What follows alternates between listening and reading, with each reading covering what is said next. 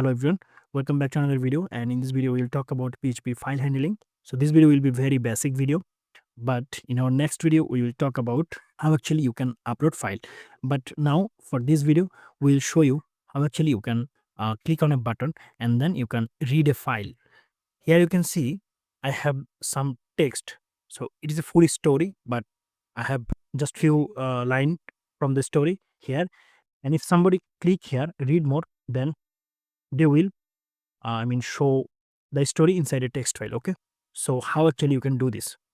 So we just have to use here a function only, and I will show you how you can do this. So here you can see I have a form here, file handling.php, and inside it, in the body section here, you can see I have form only, and inside the form I have a paragraph and input field. So input field is the read more button. Okay, if somebody click here, then we will show them the whole story inside this story.txt file. Okay, so we will upload, we will show this txt file. So we have to use a function here, and that is fread, file read. So this is our file, right? So you have, if we click here, then we will actually show the file.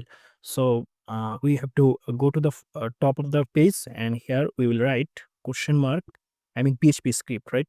So here we will say if our button is set, we will use a function that is called isSet, and here we will say if dollar. Okay, so we have to set the method actually, and here we can set method like get, because this is not sensitive information. So here we will use action to the same page.